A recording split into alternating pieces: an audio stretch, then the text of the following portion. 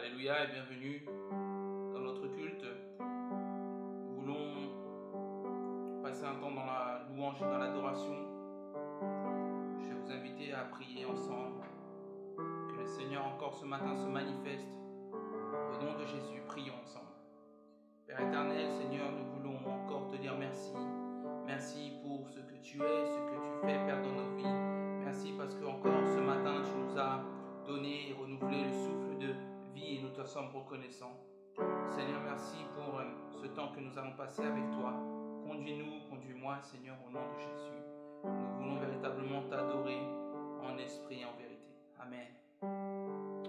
En effet, la Bible nous dit dans Jean 4, à partir du verset 21, « L'heure vient où ce ne sera ni sur cette montagne, ni à Jérusalem que vous adorerez le Père.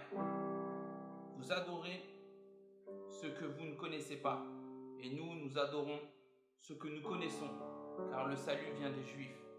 Mais l'heure vient, et elle est déjà venue, où les vrais adorateurs adoreront le Père en esprit et en vérité. En effet, ce sont là les adorateurs que recherche le Père. Dieu est esprit, et il faut que ceux qui l'adorent en esprit et en vérité. Alléluia. Que Dieu soit loué.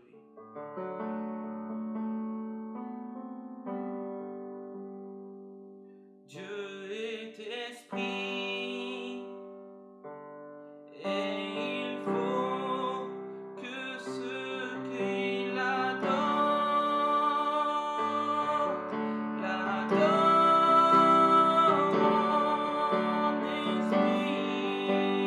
esprit et en vérité.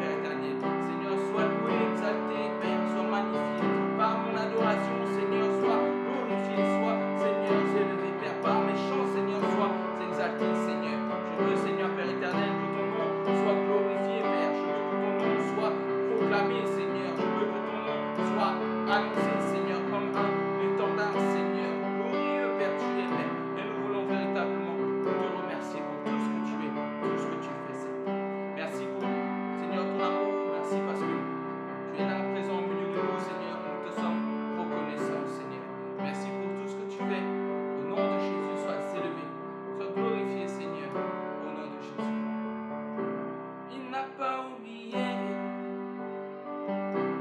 Il t'a pas oublié. Il t'a pas oublié. Il t'a pas oublié. Il t'a pas oublié. Il t'aime encore. Il t'a pas oublié. Il t'aime encore. Il t'a pas oublié. Il t'aime encore. Il t'a pas oublié. Il t'aime encore. Il t'a pas oublié. Il t'a pas oublié.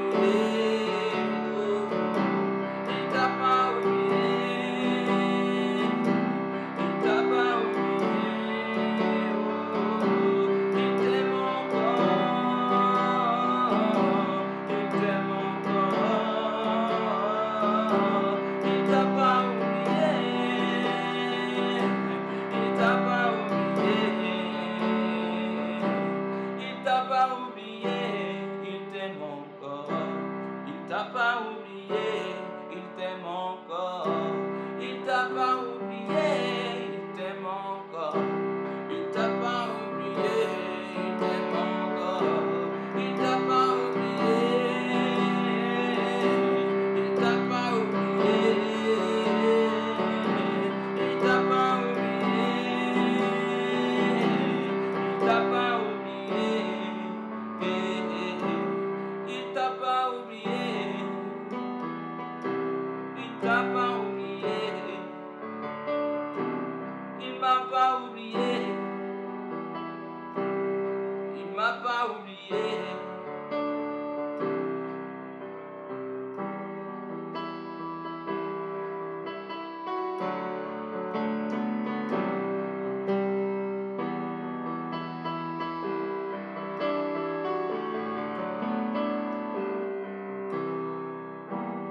Que le Seigneur soit béni. Qu'il vous bénisse également. Passez une excellente semaine et fortifions-nous durant le message que nous allons écouter à la suite de cette louange. Soyez bénis au nom de Jésus-Christ. Amen.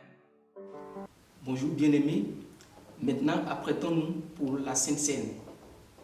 Et bien avant de prendre la Sainte Seine, lisons un passage dans le livre de Matthieu 26, à partir du verset 26 au verset 28. Matthieu 26, à partir du verset 26 au verset 28, qui nous dit: Pendant qu'il mangeait, Jésus prit du pain et après avoir dit la bénédiction, il le rompit et le donna aux disciples en disant: Prenez, mangez, ceci est mon corps. Il prit ensuite une coupe et après avoir rendu grâce, il la leur donna en disant: Buvez-en tous, car ceci est mon sang, le sang de l'alliance qui est répandu pour beaucoup pour le pardon des péchés. Je vous le dis, je ne boirai plus désormais de ce fruit de la vigne jusqu'au jour où j'en boirai du nouveau avec vous dans le royaume de mon Père. Amen.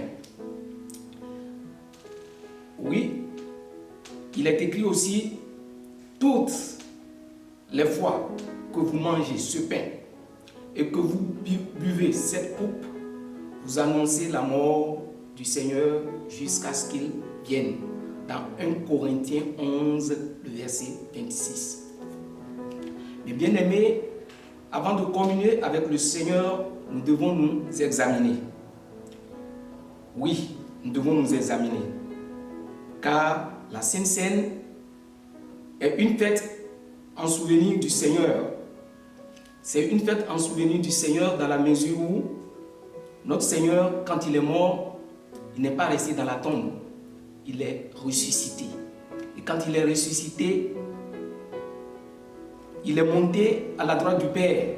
Et aujourd'hui, à l'heure où nous sommes en train de célébrer cette Sainte Seine, le Seigneur est en train d'intercéder pour nous à côté du Père. Donc pour cela, la Sainte Seine est une fête C'est pourquoi, avant de prendre la Sainte Seine, nous devons rester dans l'obéissance à Dieu. Nous devons rester dans sa parole. Nous devons rester dans sa parole, dans la parole de Dieu. Nous devons lui obéir avant de prendre la Sainte Seine. Nous devons regarder en nous et voir si un péché nous domine. Si un péché nous domine, nous devons abandonner ce péché avant de nous approcher de la table du Seigneur.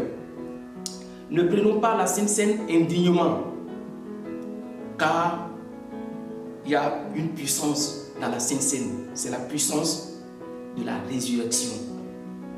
Bien-aimés, c'est pour cela qu'avant de prendre la Sainte Seine, nous devons nous examiner. N'attirons pas un jugement contre nous-mêmes. Examinons-nous bien avant de prendre la Sainte Seine.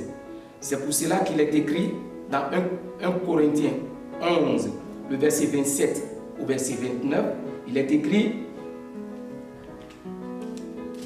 ce que je vais vous lire. 1 Corinthiens 11, le verset 27 au verset 29. Il est écrit: c'est pourquoi celui qui mangera le pain et boira la coupe du Seigneur indignement sera coupable envers le corps et le sang du Seigneur. Que chacun donc s'examine soi-même et qu'ainsi il mange du pain et boive de la coupe.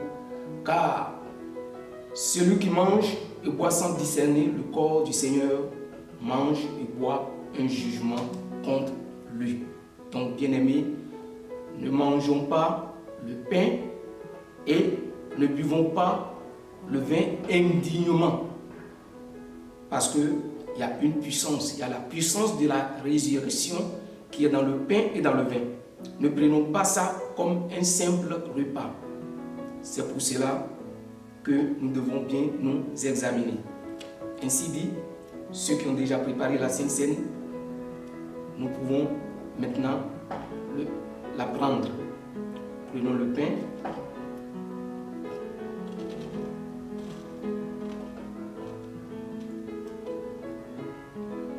Et buvons le vin.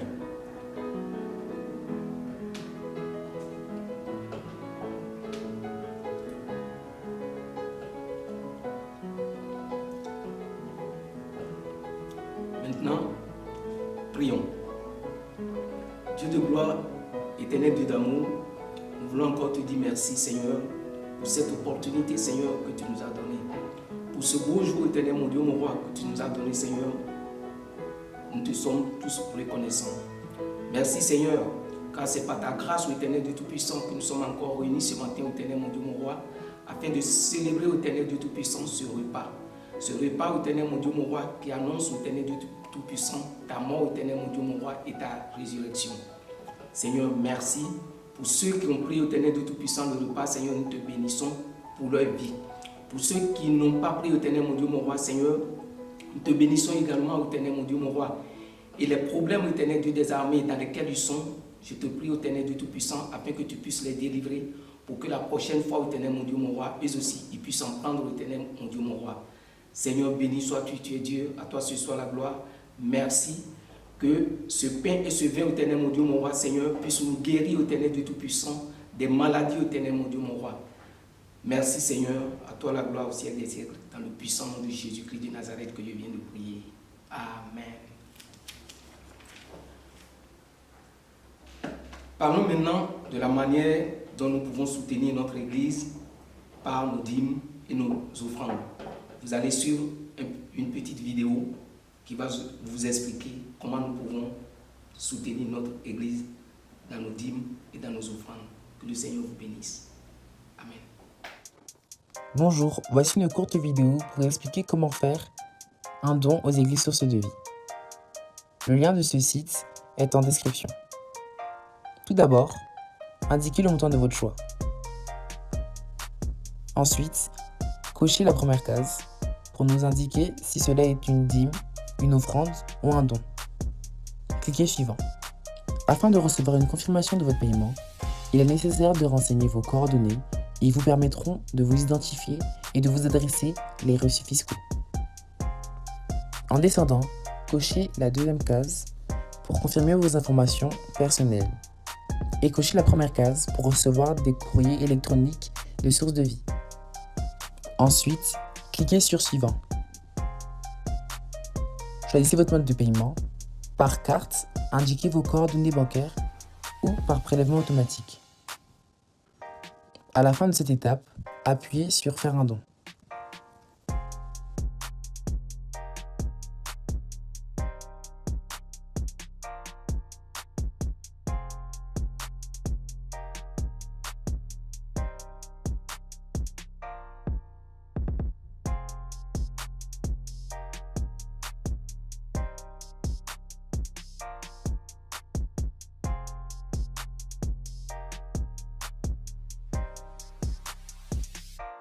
Bien-aimés, c'est un plaisir encore de se retrouver autour de la parole de Dieu et nous allons faire cette lecture dans Exode 6 à partir du verset 1. Voilà ce que la Bible nous dit. L'Éternel dit à Moïse, « Tu verras maintenant ce que je ferai à Pharaon. Une main puissante le forcera à laisser aller.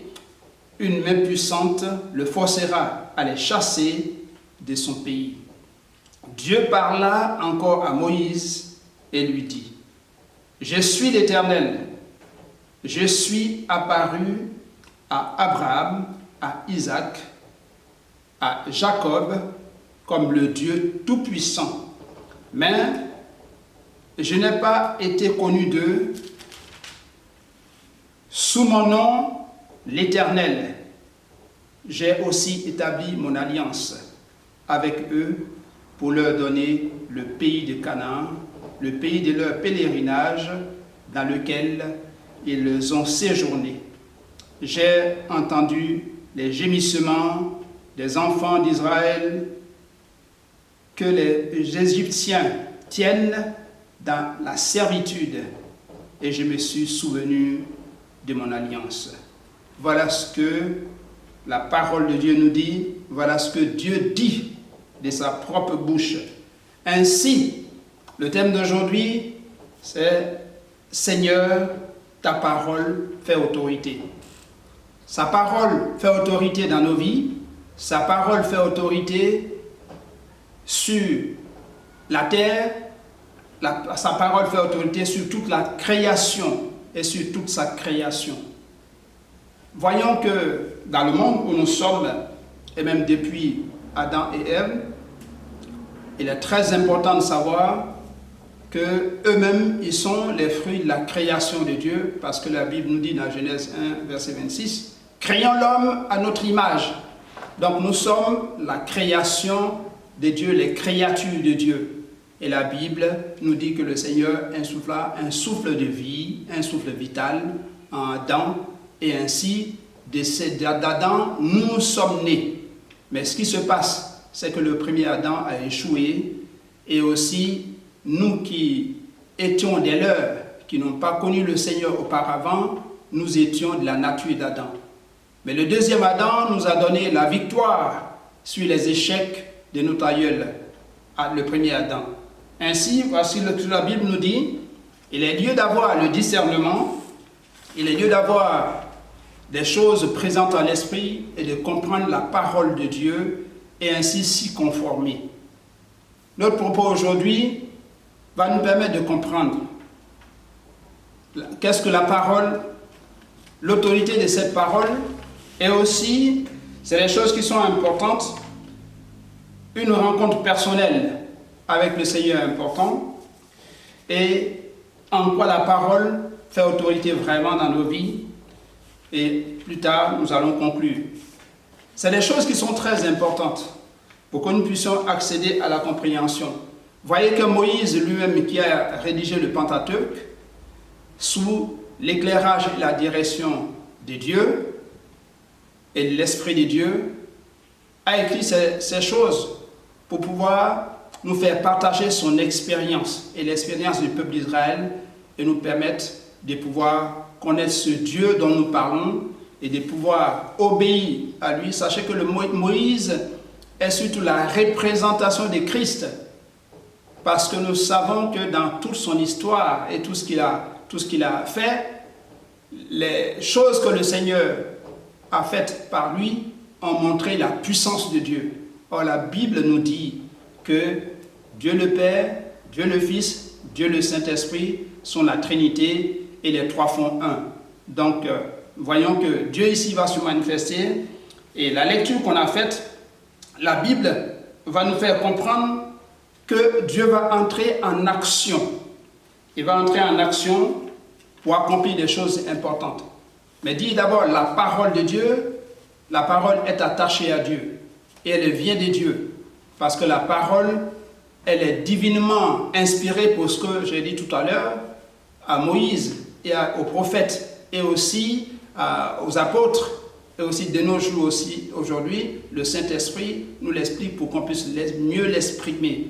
Mais ce qui est très important, c'est que la parole, très souvent dans la compréhension des gens, souffre de son authenticité, de sa fiabilité. Et quand même nous communiquons entre nous, nous avons, je dirais, nous partons sur la base de confiance. Quand je parle par exemple à quelqu'un, la personne peut douter, la personne peut être un terrain fragile, un terrain hypothétique, un terrain qui cherche à comprendre. La Bible nous dit pour ce qui est de nous les chrétiens dans Jacques, qu'effectivement, pour celui qui doute, il est irrésolu dans toutes ses voies. Et nous les chrétiens, nous ne devons pas être irrésolus dans toutes nos voies. Et la Bible nous dit que la parole qui vient de Dieu est l'œuvre de Dieu dans 2 Pierre 1, verset 21. Et la parole de Dieu est inspirée aux apôtres, est inspirée par rapport à l'écriture qu'on sait dans 2 Timothée 3, à partir du verset 16. Donc nous ne pouvons pas douter de sa fiabilité et de son authenticité. Et cette parole, comme elle vient de Dieu, elle vient à nous. Nous sommes des récepteurs, nous sommes aussi des émetteurs. Mais si nous demeurons dans l'incrédulité, nous ne pouvons pas être des canaux fiables pour transmettre la parole de Dieu. C'est pour cela que la Bible nous encourage à ce que nous soyons des instruments de bénédiction, parce que si nous recevons la parole, il ne faut pas surtout qu'on soit des mauvais communicants. Il faut que cette parole soit bonne. Il faut que cette parole édifie et apporte surtout et communique la grâce à ceux qui l'entendent. C'est ce que la Bible nous dit dans Éphésiens 4 à partir du verset 29. Ainsi, la parole, comme le Seigneur lui-même, il a dit tout à l'heure, il communique sa volonté. À Moïse, il lui donne des directives claires et lui dit ce qu'il doit faire. Donc cela communique la pensée de Dieu, la pensée initiale de Dieu et surtout ce que Dieu veut faire. Mais beaucoup de choses, or ce que Dieu a dit à Moïse, ici nous voyons que la parole est communiquée dans les écrits par exemple, et cette parole qui nous est communiquée, qu'on appelle la parole commandée. Mais ce qu'il y a, il y a des pensées de Dieu, il y a la compréhension qu'on a de cette pensée qui doit être attachée surtout à notre transformation. Si nous ne sommes pas brisés, nous ne sommes pas transformés, nous ne pouvons pas être disposés à recevoir la parole de Dieu et qu'elle fasse du bien et que nous soyons des canaux fiables pour la communiquer et que cela donne à beaucoup d'être édifiés. Voilà, ainsi, il est très important que Moïse, qui va communiquer le Pentateuque, qui va communiquer cette parole, qui va venir devant Pharaon, communiquer la parole, il faut qu'il soit lui-même disposé, qu'il fasse une expérience personnelle avec Dieu. C'est ainsi, si nous devons aller devant ceux qui ne connaissent pas le Seigneur Jésus, nous devons leur parler. Si nous n'avons pas une expérience fiable et personnelle avec le Seigneur, même si nous avons reçu la parole et que nous n'avons pas cette intimité profonde avec le Seigneur, il nous sera compliqué, sinon pas facile, de pouvoir expérimenter, de pouvoir amener d'autres de façon fiable, de façon sécurisée et être soi-même en paix pour pouvoir communiquer cette parole à d'autres personnes. Ainsi, l'expérience personnelle est importante. Israël va faire cette expérience d'amour parce que le Seigneur disait tout à l'heure que je vais aller, je viens en Égypte parce que j'ai entendu les cris, les gémissements, la souffrance de mon peuple, sous les persécutions, sur tout ce que l'Égypte lui fait. Mais ce n'est pas à cause d'eux, c'est à cause de mon alliance, parce que j'ai une alliance avec Abraham, Isaac et Jacob. Donc, cette expérience d'amour est profonde. Et le Seigneur dit dans Exode 4, à partir du verset 22, « Je dis à Pharaon, ainsi parle l'Éternel. Éternel, Israël est mon fils, mon premier-né. Et je te le dis, laisse aller mon fils pour qu'il me serve. Si tu refuses de le laisser aller, voici je ferai périr ton fils premier-né. » C'est pour dire que Israël est le peuple élu de Dieu. Le peuple dont la préoccupation de Dieu a dit, je viens, il a communiqué à Moïse, où il a dit, je viens parce que mon peuple souffre. Et je cherche quelqu'un qui se met à part pour pouvoir être un intermédiaire pour aller communiquer ma pensée à Pharaon et pouvoir faire en sorte qu'Israël prenne confiance. Et c'est des choses qui sont importantes. Nous aujourd'hui, Jésus-Christ est venu mourir à la croix pour pouvoir nous transmettre le message de salut. Parce que Dieu veut sauver Israël en Égypte, mais il a besoin d'un intermédiaire. Il a besoin de quelqu'un qui fasse le tampon et qui se paye le prix. Ici, Moïse a accepté. Jésus-Christ a accepté. La Bible nous dit dans Jean 3,16 que Jésus-Christ est venu pour sauver le monde. Il est venu donner sa vie. Donc, toi et moi, il est venu pour nous. Et c'est le moment de faire une expérience personnelle avec Jésus pour savoir exactement quel Dieu, pour Moïse, quel Dieu il a connu, puisque là, il dit pour Abraham, Isaac et Jacob, il s'est présenté à eux comme un Dieu puissant. Mais, ici, Moïse va connaître Dieu comme l'Éternel, comme Yahweh. Et le Seigneur nous dit que cette expérience personnelle est très importante. Est très importante parce que dans notre vie, si nous n'avons pas connu, parce que Dieu se présente d'une manière ou d'une autre, de plusieurs facettes, et cela n'est pas commandé par nous. Donc il est important que nous puissions connaître Dieu sur l'une des facettes. Et là se fera notre expérience personnelle.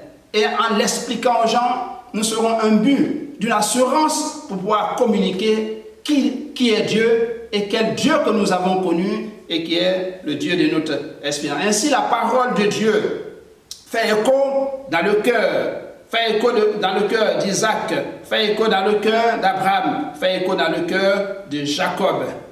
Dieu, quand il les a rencontrés, ce sont des expériences personnelles. Moïse aussi, à Horeb, a fait une rencontre personnelle avec l'ange de l'Éternel, qui n'est autre que Jésus-Christ dans le buisson ardent. Il a expérimenté que Dieu est saint et que pour l'approcher, il faut faire très attention, il faut obéir, il faut faire en sorte que notre expérience ne soit pas teintée d'autre chose que la sainteté, la crainte de Dieu, et qu'elle puisse nous permettre d'expérimenter quelque chose d'exceptionnel. Quoique tremblant, quoique dans la faiblesse, la Bible nous dit effectivement, Dieu a permis qu'il arrive chez Jéthro. Et arrivé chez Jéthro, il a fait son expérience de berger. Lui qui a quitté les palais en Égypte, qui a, sur son chemin, tué quelqu'un, il arrive là où il doit apprendre à prendre soin des brebis, à prendre soin et à obéir à un étranger. Ainsi, il aura sa formation. Mais le Seigneur, en son temps, va se rappeler et va se souvenir et va venir vers lui. Et à Horeb, il a fait une rencontre personnelle avec le Seigneur. C'est comme la Bible dit dans Exode 3. Ainsi, je suis descendu pour délivrer mon peuple de la main des Égyptiens.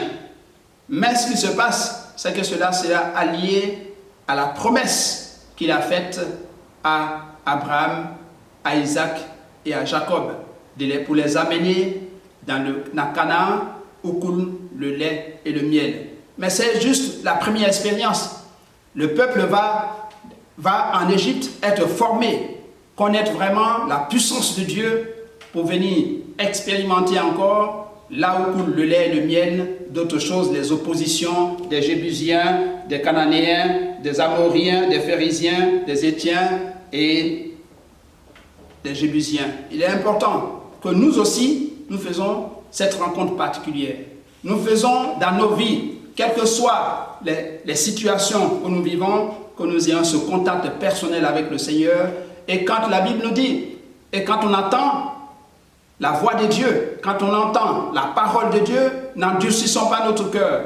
Nous voyons qu'ici, le Pharaon va connaître ces expériences difficiles, mais cela ne suffira pas. Sachez aussi que Saul de Tarse a connu ces choses dans Acte 9 à partir du verset 20. Il a eu une expérience personnelle avec le Seigneur. Lui qui était le persécuteur de l'Église, le Seigneur a dû se manifester à lui pour les buts futurs, pour la vocation future, pour ce qu'il fera. Parce que Dieu, d'une façon ou d'une autre, quand bien même Étienne était lapidé, il faisait aussi son expérience, Dieu lui communiquait d'une façon ou d'une autre. Mais il n'avait pas les oreilles spirituelles pour entendre ce que Dieu disait. Mais il fallait une rencontre personnelle avec Jésus-Christ. C'est ainsi que, aveuglé, ainsi diminué, le Seigneur va l'amener pour que Ananias prie pour lui, pour qu'il connaisse le miracle et qu'il accepte la vocation pour aller apporter la parole aux païens. Et le fruit aujourd'hui, nous voyons les 13 épîtres qu'il a écrits, nous apporte des conseils, nous apporte la profondeur, nous apporte sa conversion et comment il a entendu parler la parole. Le Seigneur lui a parlé audiblement et la Bible nous dit de lui-même, il dit que la mort même est un gain, c'est-à-dire mourir pour Jésus est un gain pour lui. Jacob aussi a connu un peu cette expérience personnelle où il a lutté avec l'ange de Dieu. Et dans Genèse 32 à partir du verset 22, où effectivement l'ange lui disait de le lâcher pour que l'horreur arrive, pour qu'il puisse partir. Mais Jacob, tenace, perspicace, persévérant, lui a demandé son nom. Mais ce qui se passe, l'ange lui a demandé « Comment t'appelles-tu » Dans cette expérience personnelle, il aura un changement de nom. Il ne s'appellera plus Jacob, mais il s'appellera désormais Israël. C'est ainsi, dans notre cheminement, dans notre marche avec le Seigneur, la Bible nous dit aujourd'hui, pour nous, Jésus-Christ n'est pas là, Moïse n'est pas là, Abraham n'est pas là, mais le Saint-Esprit est là pour nous faire connaître les esprits, parce que c'est lui qui convainc des péchés, de justice et de jugement dans Jean 16 à partir du verset 8. Ainsi, nous devons faire cette expérience personnelle. Si nous entendons la parole de Dieu, nous entendons la voix de Dieu là où nous sommes, quelle que soit notre culture, quelle que soit là où nous sommes, écoutons la parole et n'endurcissons pas notre cœur. Ainsi, nous pouvons faire l'expérience de la foi. La foi vient de ce qu'on entend et ce qu'on entend vient de la parole de Dieu. Comme Romains 10, verset 17 le dit, il est important que nous puissions faire cette expérience de la foi que nous nous donnons au Seigneur Jésus-Christ. En quoi la parole de Dieu fait autorité? Sachez, bien-aimés, que Dieu, ici, nous en apporte l'expérience palpable. Dieu vient à Moïse et lui parle. Le Seigneur vient et lui donne des directives. Le Seigneur vient et fait en sorte qu'il soit rassuré. Et sa parole apaise ses craintes et même quand il ira, quand il ira rencontrer ses frères en Égypte, le Seigneur lui donnera des directives pour que le peuple soit apaisé, pour que le peuple entende en passant par les anciens qui vont leur communiquer la volonté de Dieu pour que, effectivement, le peuple soit apaisé et que les choses soient entendues. Il n'y a qu'un seul Dieu qui peut faire ces choses. Il peut transmettre ses attributs parce que la Bible nous dit, effectivement, Moïse, je ferai de toi Dieu et Aaron sera ton prophète.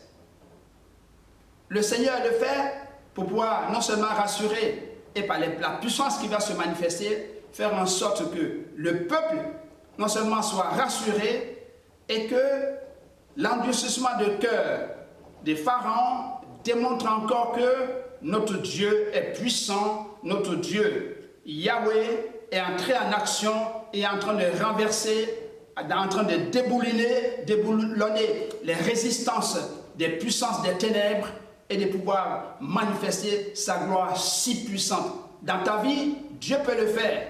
Si tu es rempli d'incrédulité ou d'incertitude, sache que le Seigneur, par sa parole, peut briser. Parce que la Bible nous dit qu'effectivement, la parole de Dieu brise les rochers les plus durs.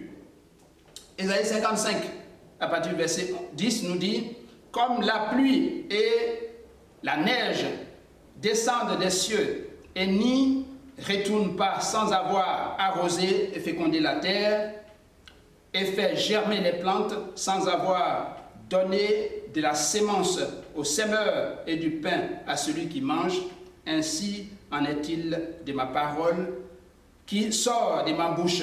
Elle ne retourne point à moi sans effet, sans avoir exécuté ma volonté et accompli mes desseins. » Ici, nous comprenons que la parole de Dieu, quand elle est prononcée, c'est pour accomplir la volonté et les desseins de Dieu. Donc là, Dieu est entré en scène en Égypte parce que le Seigneur va dire à Moïse, maintenant, va en Égypte, va en Égypte, va sur le terrain de combat spirituel. Mais, sachant que, comme Ésaïe 55 le dit ici, ce que Dieu a dit ne reviendra pas à lui sans avoir accompli son dessein, puisque le Seigneur a dit à Moïse, voilà la preuve, quand vous sortirez, vous reviendrez à Horeb, cela sera une preuve pour toi. Mais il y a des choses très importantes quand nous sommes sur un terrain de combat, sachant que même si par rapport à nos interrogations ou d'autres s'interrogent, la Bible nous dit, dans Matthieu 7 à partir du verset 16, vous les reconnaîtrez à leurs fruits. La puissance de Dieu, par rapport à son accomplissement, nous fera expérimenter quelque chose de très important.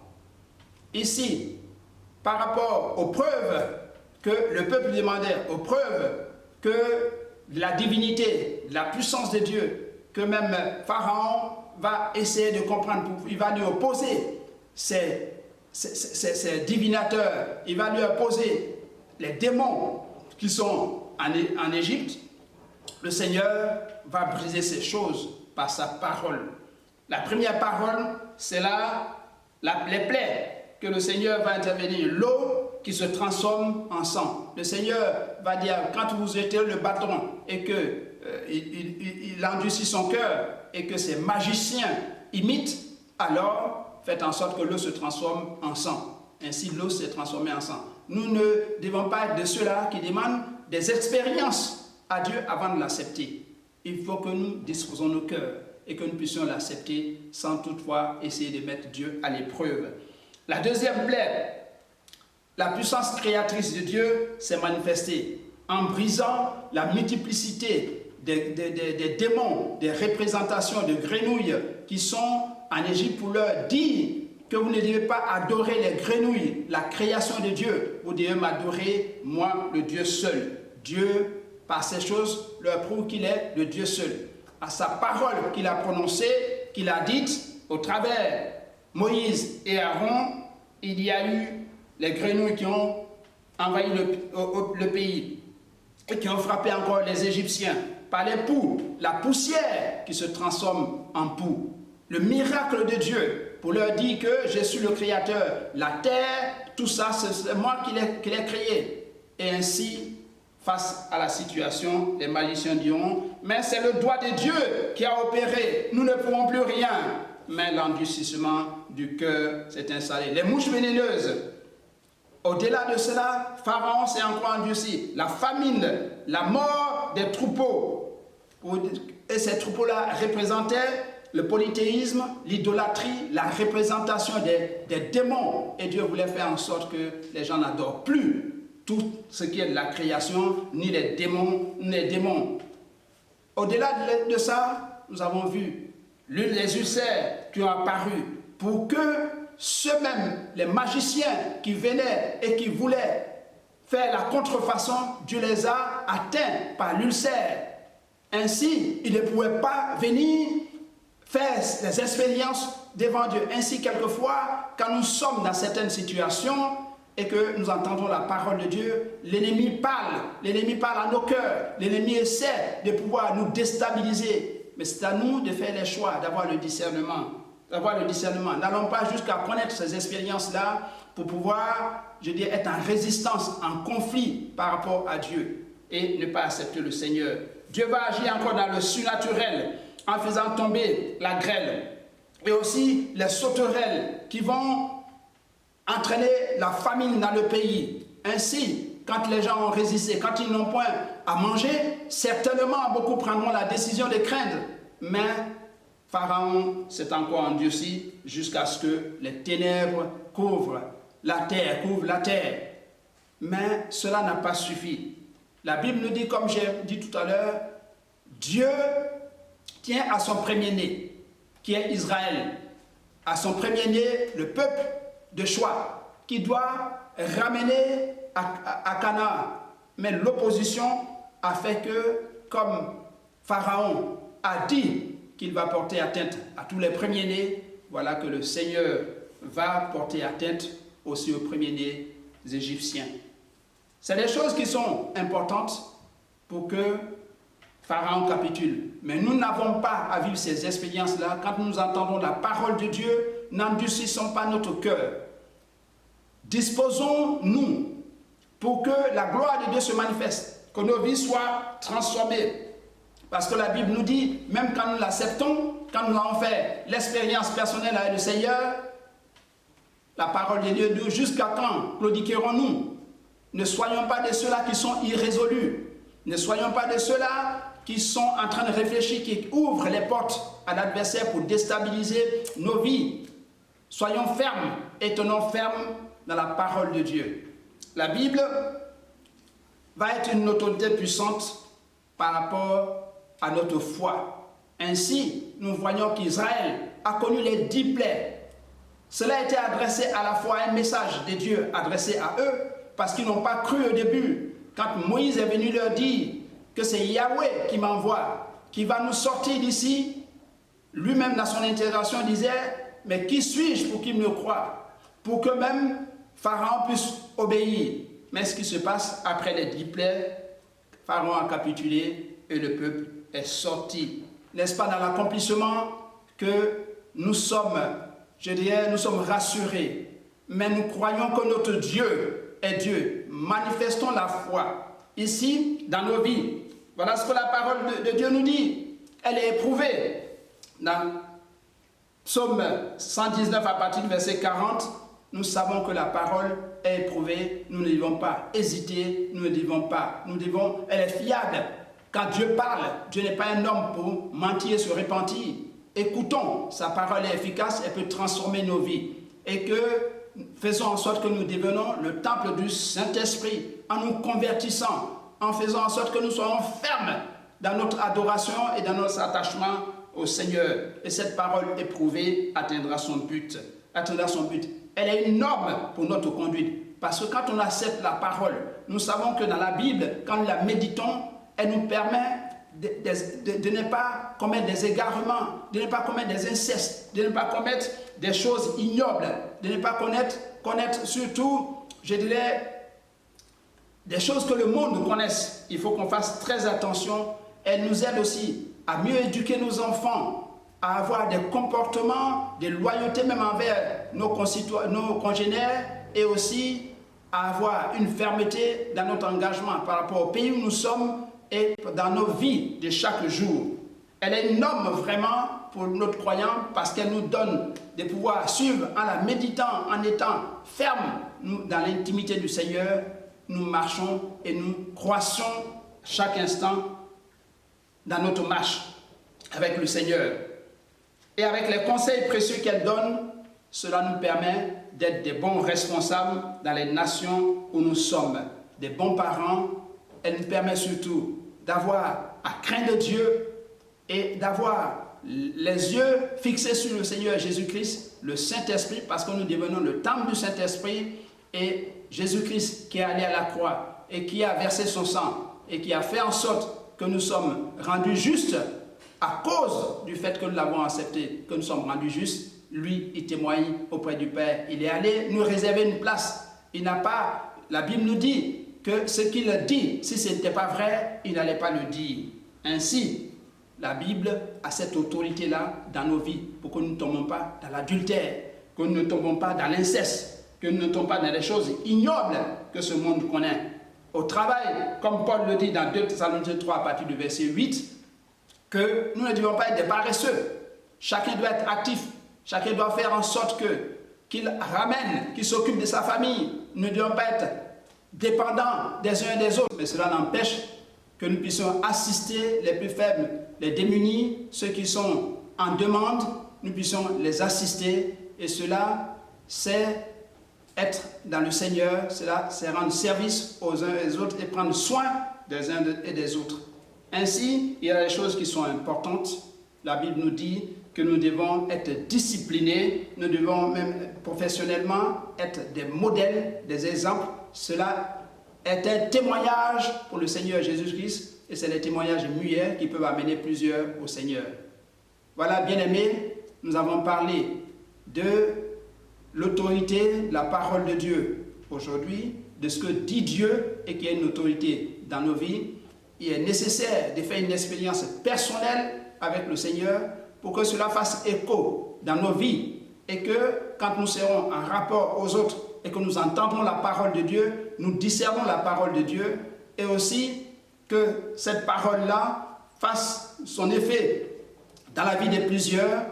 Et très important encore, si nous nous posons des questions au sujet de quoi, effectivement, en quoi surtout la parole a une autorité, sachez ce que nous avons dit ici, les preuves que Dieu a apportées de lui-même et l'impact que sa parole a eu dans la vie de Moïse, dans la vie de plusieurs, dans la vie aussi des pharaons et du peuple d'Égypte. Ces choses-là doivent nous enseigner pour faire en sorte que nous puissions connaître l'impact aussi sur notre foi, parce que c'est le plus important. Et certainement, nous devons changer par rapport à ça. Bien-aimés, vous avez écouté la parole de Dieu. Si cela a eu un écho dans vos cœurs, sachez que la parole est transformatrice. Et elle peut nous faire sortir des lornières. Nous pouvons être dans la boue du péché. Jésus-Christ, qui a payé le prix à la croix, peut nous amener à un piédestal, peut nous amener à la victoire, peut nous amener à la gloire, peut nous amener à la puissance du ciel, peut nous amener dans l'éternité. Nous allons prier pour cette parole qui vous a fait du bien, qui nous a fait tous du bien. Seigneur mon Dieu, merci pour ceux qui acceptent cette parole, qui acceptent d'être transformés par ta parole et qui se disposent, Seigneur, à pouvoir t'accepter comme le Seigneur et Sauveur. Seigneur, agis puissamment. Ôte, Seigneur, dans leur cœur les rapines, les oppositions, tout ce qui ne leur permettra pas de pouvoir t'accepter comme Seigneur et Sauveur. Pour ceux qui te connaissent déjà, qui vont se dire, ça fait des années que je connais le Seigneur Jésus-Christ. Mais quand tu entends cette parole, il est important pour aller à l'autre bord, de faire une expérience personnelle.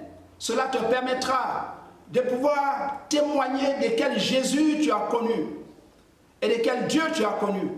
Ainsi, bien-aimé, laisse-toi briser, laisse-toi transformer, laisse-toi mouliner par le Seigneur pour la gloire du Dieu vivant et vrai, pour la gloire de Jésus-Christ. Vous avez écouté ce message. Vous pouvez cliquer pour pouvoir recevoir la prochaine fois les prochaines vidéos et vous abonner aussi.